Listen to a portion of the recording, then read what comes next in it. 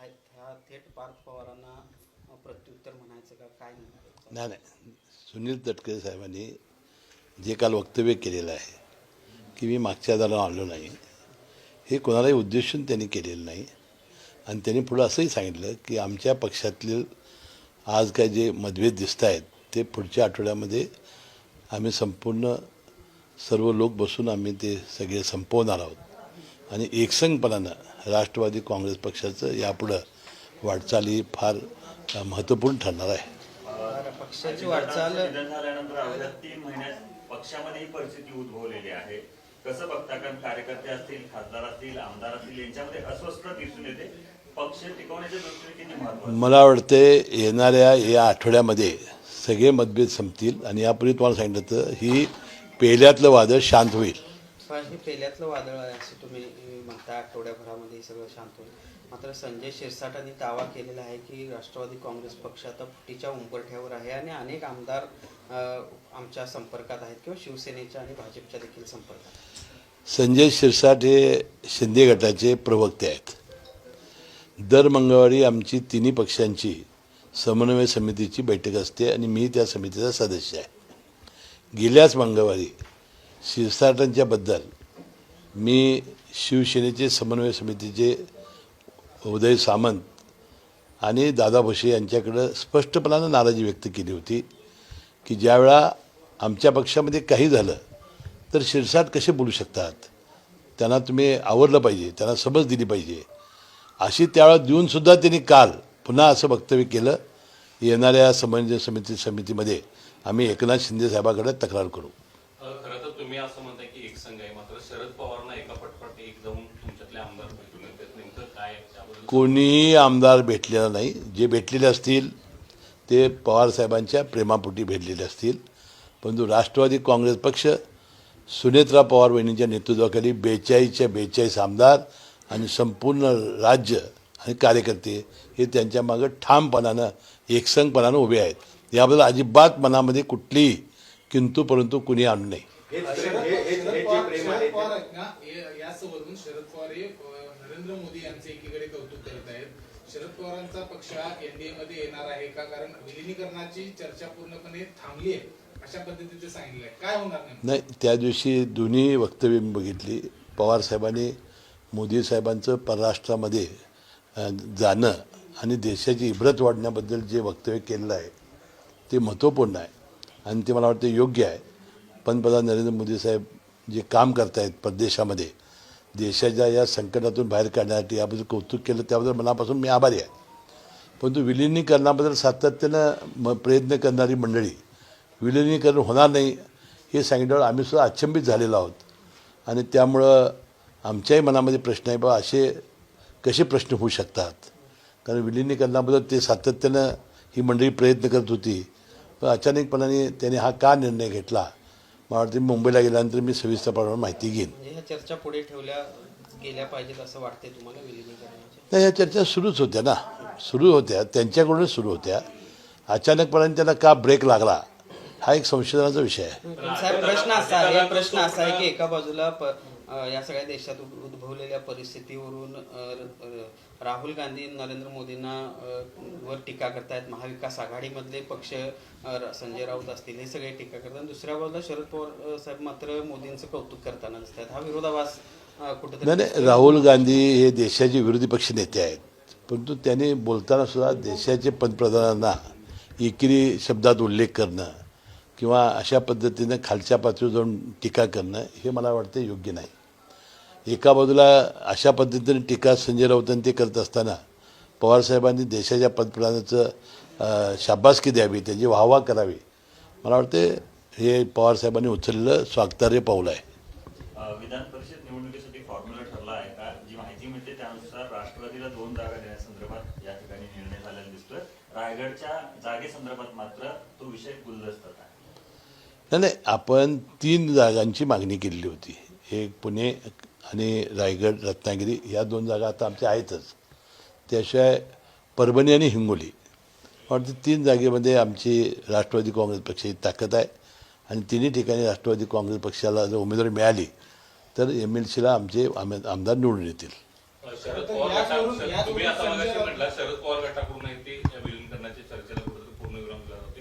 मात्र त्या अगोदर सांगितलं जातं की अजितदादांचं स्वप्न होतं की दोन्ही राष्ट्रवादी एकत्र यावा. मग आता हे स्वप्न ते आता काय झालेलं आहे की हे का झालं हे आधी मी मुंबईला गेल्यानंतर समजावून घेईन की अजितदादांची इच्छा होती हे मी मागच्या वेळी तुम्हाला सांगितलेलं आहे.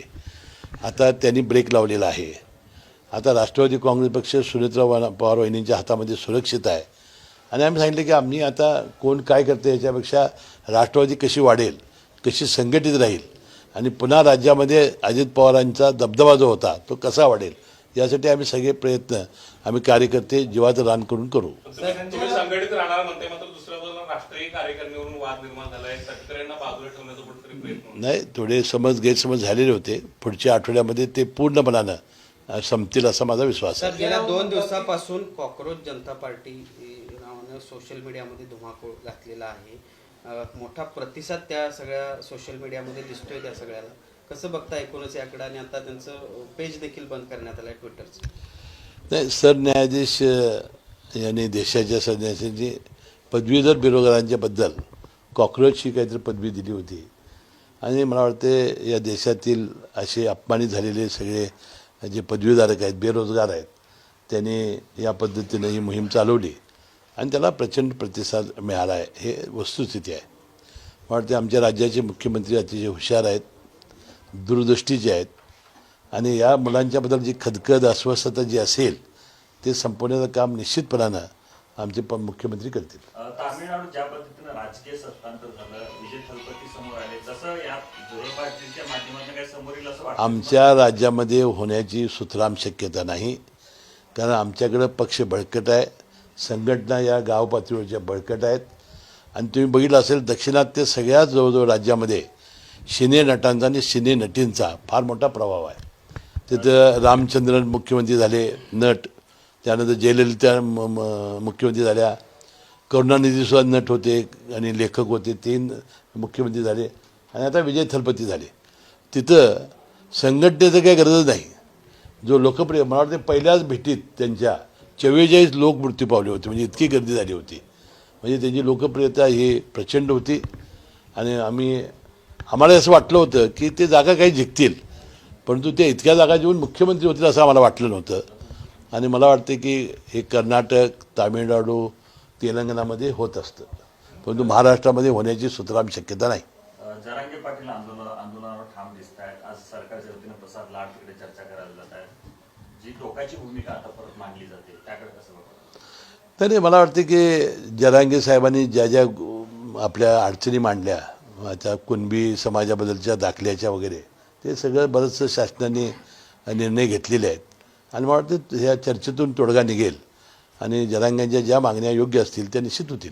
गरीबनगरवर जी काही कारवाई झाली त्याच्याकडे कसं बघता सरकार म्हणून? कारण ज्या पद्धतीनं ती कारवाई ते उच्च न्यायालयानं निर्णय दिल्यामुळे झालेला आहे आणि मला वाटतं की त्याच्याबद्दलचं सविस्तर वर्णन प्रसारमाध्यमं देत आहेत. कर्जमाफी विधान परिषदेच्या एकूणच आचारसंहितेमध्ये अडकेल अशा पद्धतीची स्थिती सध्या निर्माण झाली. लोकांमध्ये संभ्रम आहे पक्षांतर्गत. अशा परिस्थितीत मुश्रीफ साहेबांसारखं एक नेतृत्व जे आहे ते कशा प्रकारे पक्षामध्ये डॅमेज कंट्रोल रोखण्यासाठी प्रयत्न करतंय का? कारण भूमिका तुमची तशी दिसते. आम्ही ज्येष्ठ सगळी मंडळी हा असा प्रयत्न करतोय आणि मला वाटतं आमच्या पक्षातला कुणी नेता हा नाराज होऊ नये, आमच्यात मतभेद वाढणे असा प्रयत्न आमचा सातत्यानं राहिलेला आहे. कारण अजित पवार यांच्या तालमीत तयार झालेले आम्ही कार्यकर्ते आहोत आणि त्यांचा पक्ष आम्हाला शेवटपर्यंत तो चांगल्या रीतीने कसा राहील आणि व्यवस्थित कसा चाललेला आहे यासाठी आम्ही शेवटपर्यंत प्रयत्न करू. म्हणजे पक्ष कुठेही डळमळीत होणार नाही. सर, कर्जमाफी कुठेतरी आता या विधान परिषद निवडणुकीच्या आचारसंहितेमध्ये अडकेल का अशा पद्धतीची शक्यता निर्माण झालेली आहे. राजू शेट्टीने देखील या संदर्भात टीका केलेली आहे सरकारवर. मुख्यमंत्री महोदयांनी काल सुद्धा खरीप हंगामाची बैठक झाल्यानंतर पत्रकार परिषदेद्वारे त्यांनी 30 जूनपूर्वी कर्जमाफी करण्याचं जाहीर केलेलं आहे. आता ही कर्जमाफी स्थानिक स्वराज्य संस्थेच्या जवळजवळ 26 जिल्ह्यामध्ये निवडणुका लागल्यामुळं ती अडकेल काय अशी शंका आहे. परंतु एक गोष्ट मुख्यमंत्र्यांनी त्याविषयी स्पष्ट केली होती आमच्या मंत्रिमंडळाच्या बैठकीत, आपण निवडणूक आयोगाला तर परवानगी मागूच, परंतु जे मतदार आहेत त्या स्थानिक स्वराज्य संस्थेमध्ये ते आहेत नगरसेवक, नगरपालिकेचे, महानगरपालिकेचे आणि जिल्हा परिषद सदस्य यांना यातनं वगळलेलंच आहे. यांना कर्जमाफीच होणार नाही. जे मतदार आहेत त्यांना ते होणारच नसल्यामुळे त्यांना काय आम्ही दाखवण्याचा प्रश्न येत नाही. त्यामुळे निवडणूक आयोग याला परवानगी देईल. 30 जूनपूर्वी कर्जमाफी होईल आणि कर्जमाफी करत असताना 2 गोष्टी त्यावेळेला जाहीर केलेल्या होत्या. त्यानंतर अधिकच्या गोष्टी नंतर आमच्या बैठकीत ठरल्या. त्या यथावकाश मुख्यमंत्री जाहीर करतील. 1 जून 2025 पूर्वी ज्याची थकबाकी असेल त्याला 2 लाखापर्यंतची थकबाकी, 2 लाखापेक्षा जास्त असेल तर त्यानं वरची रक्कम भरल्यानंतर 2 लाख रुपये त्याला मिळतील. आणि 2022-23, 23-24 आणि 24-25 या 3 वर्षामध्ये 2 वर्ष नियमित कर्ज फेड केली त्याला 50,000 रुपये अनुदान. या 2 गोष्टी तरी आज आहेत. मध्यम मुदत वगैरे इतर बदल मुख्यमंत्री महोदय जाहीर करतील. संजय राऊत यांनी असं म्हटलेलं आहे की अजित पवार गट हा नगण्य राहिलेला आहे आणि शिंदेची शिवसेना विधान परिषदेच्या जागासाठी दिल्लीकडे भाजपची तक्रार करत आहे. काय नेमकं घडते माहिती? नाही, तुम्हाला एकच सांगितलं, अजित पवार गटाची ताकद किती आहे आता येणारी कुठली निवडणूक नाही त्यावेळेला दिसेल. त्यामुळे आता अजित पवार गटाबद्दल आणि पक्षाबद्दल आता बाकीच्यांनी चिंता करण्याची आवश्यकता नाही. तुम्ही त्याबद्दल म्हटलात की गोकुळची निवडणूक तोंडावर आहे. अशा परिस्थितीत शिवाजी पाटील यांच्याकडे तुम्ही मानहानीचा दावा दाखल केलेला होता. ते बोलणार नाहीत, बोलत नाहीत, चांगली गोष्ट असं म्हटलं होतं, पण पुन्हा ते तुमच्यावर बोललेले आहेत. कसं बघता त्याच्याकडे? नाही, माझ्यावर व्यक्तिगत त्यांनी बदनामी केलेली होती. कोल्हापूर जिल्हा मध्यवर्ती बँकेमध्ये नोटा बदलण्याच्या वेळेला मी नोटा बदलल्या असे काय तर त्यांचा आरोप होता. जवळजवळ 10-12 वर्षापूर्वी झालेली नोटाबंदी आणि त्यावर त्यांनी वक्तव्य केलं. आम्ही सांगितलं होतं की बाबा पुरावे द्या, असे विनाकारण कुणी काय सांगितलं तर तुम्ही आमदार आहात असं वक्तव्य करू नका म्हणून आपण त्यांना संधी दिली होती. पुन्हा त्यांनी राजकीय बोलायला चालू केलं. व्यक्तिगत काय बदनामी ते करत नाहीत. परंतु तरीसुद्धा मी दिल्ली मुदत संपलेली आहे. मी आता कायदे तज्ज्ञावर बोलून मला पुढचा मार्ग अनुसरावा लागेल. साहेब, गोकुळमध्ये तर अजून नेमकं काय चाललंय? कारण आता हा सगळा वाद जो आहे तो मुश्रीफ महाडिक यांच्यानंतर आता चोयेकरांचा अपमान कुणी केला इथंपर्यंत हे सगळं पत्रकबाजी चाललेली आहे. कुठेतरी गोकुळच्या संदर्भामध्ये लोकांमध्ये एक चांगली आता तुम्ही आता गोकुळबद्दल तुम्ही आता लवकरात लवकर मुख्यमंत्री महोदय निर्णय घेतील आणि आपला जो लोकशाहीमध्ये अधिकार आहे निवडणुकीचा ती निवडणूक लवकरात लवकर सुरू होईल असं माझं मत आहे.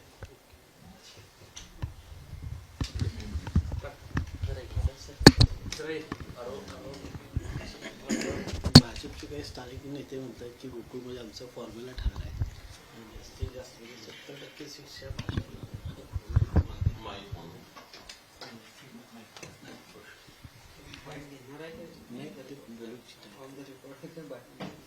बोलूया, बाईट